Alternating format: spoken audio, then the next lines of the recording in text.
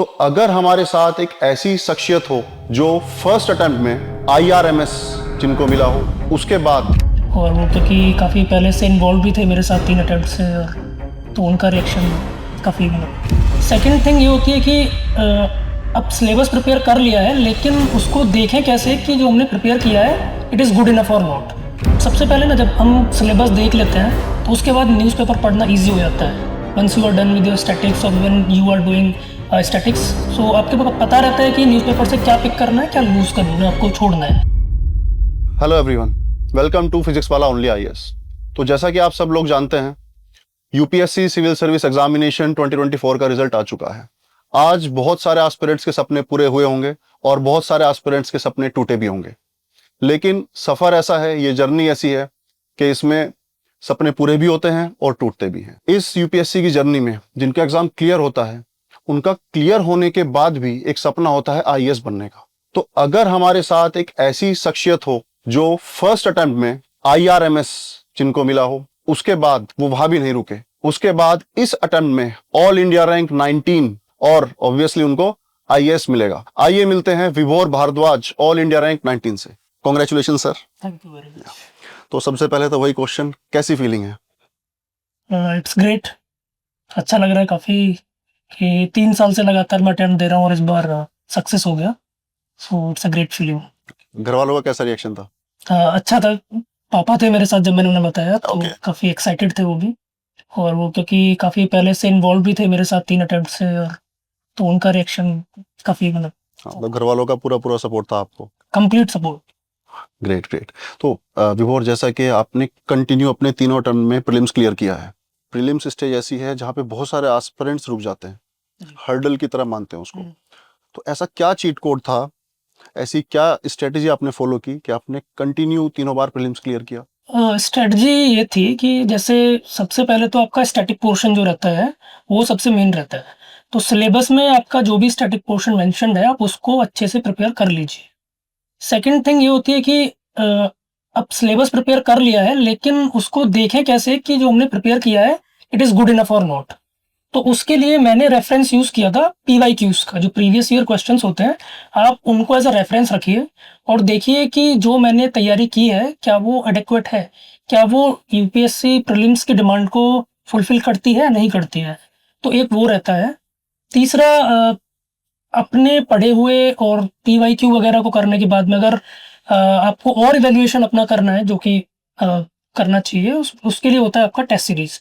तो मैंने कॉन्टिन्यूस तीनों ईयर टेस्ट सीरीज ज्वाइन की हुई थी प्रीलिम्स की, जिससे कि आपको पता चल जाता है कि वेयर यू आर लैगिंग और यू आर डूइंग गुड। सो ये मतलब ब्रॉडली यही था, बाकी तो ग्रेट। सो एक मेजर पार्ट होता है प्रीलिम्स की प्रिपरेशन का करंट अफेयर्स, ठीक है, और बहुत कॉम्प्रिहेंसिव भी है। ऐसा बोला था करंट अफेयर्स के लिए कि देयर इज नो एंड। तो उसको स्ट्रेटेजाइज करना बहुत इंपॉर्टेंट होता है। तो उसके लिए आपने क्या स्ट्रेटेजी फॉलो की थी? करंट अफेयर्स के लिए पहले तो मैं न्यूज़पेपर कंटिन्यूस पढ़ता था, द हिंदू न्यूज़पेपर। उसमें जो इम्पोर्टेंट, सबसे पहले ना, जब हम सिलेबस देख लेते हैं तो उसके बाद न्यूज़पेपर पढ़ना ईजी हो जाता है। Once you are done with your statics और when you are doing statics, so आपके पास पता रहता है कि न्यूज़पेपर से क्या पिक करना है, क्या लूज़ करना है, आपको छोड़ना है। तो वहाँ से न्यूज़पेपर से आप डायरेक्ट पॉइंट्स उठा के अपने नोट्स में डाल सकते हैं। राइट। और दूसरा, मैंने कोई करंट अफेयर्स के नोट्स बनाए नहीं थे। करंट अफेयर्स को जो मेरा स्टैटिक पोर्शन था, मैंने टॉपिक वाइज उसी में इंक्लूड कर दिया था। सेकंड, कुछ पॉइंट्स अगर न्यूज़पेपर से आपको नहीं मिल पा रहे हैं तो उसके लिए करंट अफेयर्स की मैगजीन आती है मंथली, आप वहाँ से कवर कर सकते हैं। तो एक तो आपका न्यूज़पेपर और दूसरा मैगजीन, ये 2 चीज़ मेरी। तो मैगजीन में मतलब मंथली मैगजीन या कंसोलिडेटेड मैगजीन जो आती है उसके बारे में बात कर रहे हैं? जैसे उड़ान 500 है, तो कंसोलिडेटेड मैगजीन जो आती है, जो एक तो जो मंथली मैगजीन्स आती हैं इंस्टीट्यूट्स की, तो उसमें आप अगर करते रहेंगे उनको हर महीने महीने, तो उससे ये फ़ायदा रहता है कि आपका करंट पाइल-अप नहीं होता है। लेकिन जब लास्ट में हम जाते हैं तो बेसिकली जो मंथली मैगजीन्स आती हैं वो रहती है आपकी mains plus current, mains plus pre दोनों के हिसाब से। तो उससे फ़िल्टर आउट करना थोड़ा-सा मतलब मुश्किल रहता है। आप टच में रहते हो लेकिन फ़िल्टर आउट नहीं कर पाते। तो उसके लिए आप जो आपका जो लास्ट में एनुअल मैगजीन आती है, उसमें जो प्री स्पेसिफिक मैगजीन्स आती हैं, आप उनको कर सकते हैं। तो उससे आपको ऐसा लगता है कि मतलब पूरा हो गया, छूटा भी कुछ नहीं है। ओके, लाइक उड़ान 500। जी, कैसे? Okay okay. सो विभोर, ये हुई प्रीलिम्स की बात। अब आते हैं मेंस पे। और असलियत तो ये है कि असली लड़ाई ही प्रीलिम्स के बाद स्टार्ट होती है। लोगों को लगता है कि एक बार प्रीलिम्स क्लियर हो जाए बस, लेकिन असली लड़ाई उसके बाद है। तो मेंस में क्या आपका अप्रोच रहा? मेंस में क्या सोर्सेज आपने फॉलो किए? कैसे मेंस की प्रिपरेशन को स्ट्रेटेजाइज किया?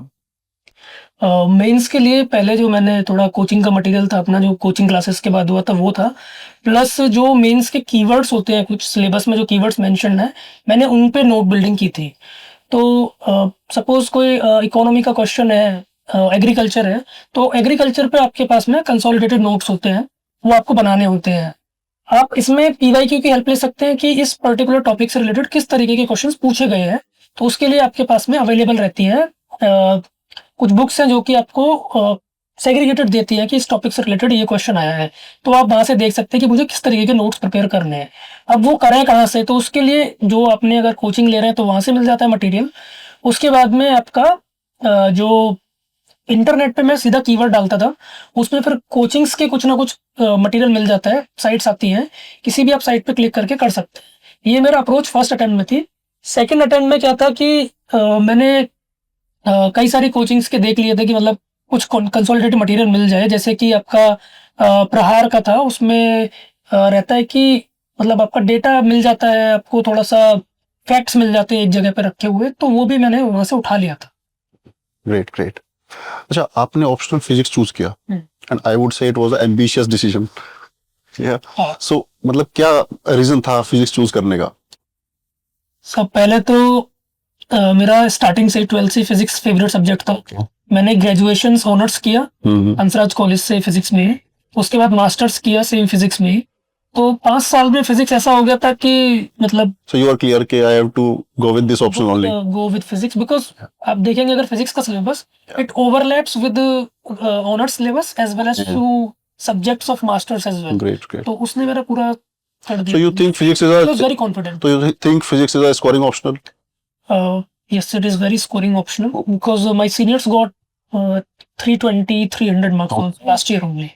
So it is a very optional, very scoring subject. I will say if you have completed the each and every keyword given in the syllabus, then somehow you will manage the entire paper. This time only, my physics paper 2 was 250 out of 250. First paper was a little bit off, but second paper I did 250 out of 250. Now I'm awaiting the marks. So physics is very nice subject if you have command. Otherwise, it is a lengthy one. Yeah, exactly. It takes a lot of time. Yeah, But if you have done your masters yeah. or some graduation in physics, your background, then it is a very good subject. Okay, great, great. Okay, so विभोर, हर aspirant जो भी mains clear करता है, सभी aspirant mock interviews देते हैं। तो आपको लगता है कि जो मॉक इंटरव्यू देते हैं एस्पिरेंट्स, क्या उनको सेम वही फील मिल पाती है, सेम वही एनवायरनमेंट मिल पाता है, वही माइंडसेट वो लेके जाते हैं मॉक इंटरव्यूज में जो यूपीएससी बोर्ड में उन्हें मिलता है? फायदा होता है उसका मॉक इंटरव्यूज देने का? मेरे लिए काम किया है मॉक इंटरव्यू। कैसे किया है कि मेरा ना एमएससी तक बड़ा आइसोलेशन सा रहता है, तैयारी के ड्यूरिंग आप आइसोलेट हो जाते हो, और जब आप उस आइसोलेशन से बाहर निकलते हो ना, so you feel a little bit socially awkward, you become socially awkward person. और मेरे साथ ऐसा हुआ था, I am not generalising it, कि आप लोगों से बात करने में हल्का सा हिचकने लगते हो। राइट राइट तो उसके लिए, और मैंने कभी इंटरव्यू दिया, I was totally belonging to academic background, MSc किया, उसके बाद यहाँ पे रूम में तैयारी की अपनी टोटल। तो मॉक इंटरव्यू से क्या रहता है ना, you get the feel of that room. Exactly. There are wide differences also when it comes to interview room and the mock interview room. However, my focus was totally, it depends on the person to person. My focus was that I was able to I was able to use that atmosphere to benefit of myself. कैसे कि 5 लोग सामने बैठे हुए हैं, अगर आप उनके सामने बोल पा रहे हैं, so there is a chance कि मतलब आप चांस नहीं, मतलब you become confident कि आप सामने उनके भी बोल पाएंगे. So it helps you. Okay. In better communication, gathering your thoughts, your posture. If there is some something wrong with your communication or some posture or some dressing sense, they will point it out. Exactly. So it worked for me. Okay. तो विभोर, जैसा कि आप PW only IAS के interview guidance programme का भी हिस्सा थे और आपने यहाँ पे मॉक इंटरव्यू दिए हैं, तो how it help you in the preparation? जो इनपुट्स वहां से मिले उसका कुछ आपको फायदा हुआ? मैंने इस बार टोटल 6-7 मॉक इंटरव्यूज दिए थे। उसमें से मतलब हेल्प होती है डेफिनेटली, जैसा मैंने बताया कि आपकी कम्युनिकेशन स्किल्स वगैरह इम्प्रूव हो जाती हैं। PW वाले में एक चीज़ थी कि वो थर्ड आई व्यू था उसमें, तो एक सर बैठे रहते हैं पीछे आपके और वो आपको ऑब्जर्व करते रहते हैं। उसके बाद जब आप मॉक इंटरव्यू दे के बाहर निकलते हैं तो वो बताते हैं कि आपका ये प्रॉब्लम थी, ये प्रॉब्लम थी। तो उनसे आप मेरी बातचीत हुई थी तो उन्होंने कुछ पॉइंट आउट किया था चीज़ें, जो कि मैंने बाद में ठीक कर ली थी। Okay okay great. ओके, तो विभोर आप हमारे फ्यूजन मेंस प्रोग्राम का भी हिस्सा थे, उसमें एक मेन फीचर होता है मेंटरशिप का। सो मैं आपसे ये पूछना चाहूंगा कि क्या इस यूपीएससी जर्नी के दौरान मेंटर का क्या रोल है, मतलब क्या उससे फायदा होता है? एक मेंटर जब आपके साथ होता है तो क्या रोल होता है एक मेंटर का यूपीएससी जर्नी में? फर्स्ट अटेम्प्ट में मैंने मेंटर लिया नहीं था कोई भी, एंड अभी आपका सृजन प्रोग्राम था, इसमें शायद एक मेंटर थे। अब ऐसे ओवरऑल मैं बता देता हूँ कि मेंटर का ये रोल रहता है कि अगर आप कहीं प्रॉब्लम फेस कर रहे हैं, बेसिकली करना आपको ही है, but if you are facing some problem तो आपको कोई रहता है, आप उससे कंसल्ट कर सकते हैं। और अगर वो मेंटर अगर उसी फील्ड से एसोसिएटेड है तो इट हेल्प्स यू। मतलब मैंने पूरी तरीके से इतना मतलब खुद को इन्वॉल्व नहीं किया, मेरी साइकिल चल रही थी एक, राइट। तो उसमें मेरे पास टाइम इतना नहीं था। तो मतलब एज अगर कोई रॉ है, रॉ पर्सन है, वो फर्स्ट अटेम्प्ट दे रहा है तो उसको हेल्प करता है मतलब mentor. Okay great. So last 2 questions from my side. First of all, एक महीने बाद प्रीलिम्स है, जी। बहुत सारे ऐसे एस्पिरेंट्स हैं जो अब अपेयर होने वाले हैं, इस टाइम प्रेशर फील कर रहे होंगे, माइंड पे बहुत प्रेशर होगा, तो उनको क्या मैसेज देना चाहेंगे, क्या सजेशन देना चाहेंगे प्रीलिम्स के लिए? सजेशन देने के बजाय ना मैं एक बात बता देता हूँ। जब मेरा सेकंड अटेम्प्ट था तो मेरा इंटरव्यू था around it was around 17 of April. I got only 1 month of time for prelims. तो उस दौरान जो 1 महीना था उसमें मैंने काफ़ी मतलब घिस के पढ़ाई करी थी। तो अभी तो मतलब क्या है कि ये जो लोग डेडिकेटेड प्रीलिम्स में लगे हुए हैं तो उनको टेंशन लेने की ज़रूरत है नहीं इतनी। मेन चीज़ है कि आपको यूपीएससी का जो पीवाईक्यूज है मैंने बताया था, उस पर आप एक बार ध्यान दीजिए कि किस तरीके का क्वेश्चंस पूछे जा रहे हैं, नेचर ऑफ क्वेश्चंस क्या है। उसके बाद में आप जो टेस्ट सीरीज लगा रहे हैं आप उसकी एनालिसिस कर लीजिए कि कई बार क्या होता है कि हमारी बड़ी थोड़ी थोड़ी छोटी छोटी मिस्टेक्स होती हैं, उनको हम रेक्टिफाई कर लेते हैं थ्रू टेस्ट सीरीज। तो अभी ज़्यादा लोड लेने के बजाय जो आपका रिवीजन पोर्शन है आप उसको बढ़िया से कर लीजिए, प्लस जो आपका कंसोलिडेटेड करंट अफेयर्स होते हैं आप उनको कर लीजिए। बैलेंस रखिए करंट अफेयर्स प्लस स्टैटिस्टिक्स दोनों को, नॉट स्टैटिक पोर्शन को, दोनों को आप रखिए बैलेंस्ड। साथ के साथ ये टेस्ट सीरीज वाला लगाते रहिए। तो और एग्जामिनेशन हॉल में please be confident, simple this is the thing. कि मतलब अगर क्या होता है कि जो मेरा फर्स्ट अटेम्प्ट था उसमें पहले जो क्वेश्चंस होते हैं 20 हो सकता है आपसे ना आए, तो फर्स्ट अटेम्प्ट में जो पहले 20 क्वेश्चंस थे वो एनवायरनमेंट के थे। हार्डली आई न्यू ओनली मतलब काफी कम क्वेश्चंस मेरे को उसमें से आ रहे थे, लेकिन क्योंकि मुझे लग रहा था कि आगे वाले क्वेश्चन सही कर लूंगा मैं, तो उससे मेरा वहाँ पे बैलेंस बन गया था। अदरवाइज क्या होता है पैनिक कर जाते हैं कि पहले क्वेश्चन नहीं आ रहा है। तो it depends upon set to set, तो उसको देख के भी पैनिक ना करें। और एक चीज की सी सेट पे भी थोड़ा सा ध्यान देना है, अभी सी सेट थोड़ा गेम चेंजर है तो उसको भी ध्यान में रख के चलना है। ठीक है। So last question from my side, वो एस्पिरेंट्स जो अभी यूपीएससी जर्नी स्टार्ट करने वाले हैं और 26 या 27 में वो अटेम्प्ट देना है, उनके लिए कोई message during the initial phase? किन चीजों का ध्यान रखना है? बहुत डिस्ट्रैक्ट होते हैं स्टूडेंट्स इनिशियल फेज में।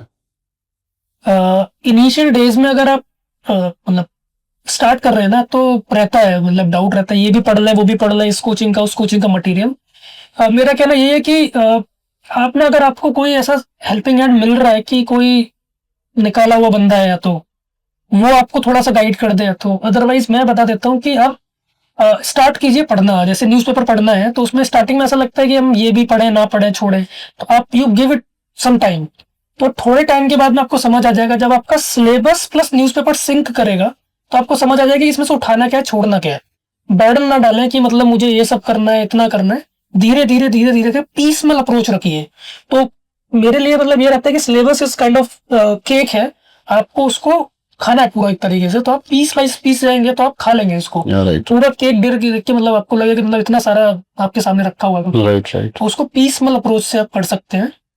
और प्लीज मेक सम स्ट्रेटजी कि आपको इतने से इतने टाइम तक मेंस का कर लेना है, तो एक छोटे छोटे मतलब आप टारगेट सेट कर सकते हैं। तो उससे आपको आपका सेल्फ इवैल्यूएशन रहता है विदाउट एनी गाइड की मतलब मैं सही जा रहा हूँ नहीं जा रहा हूँ।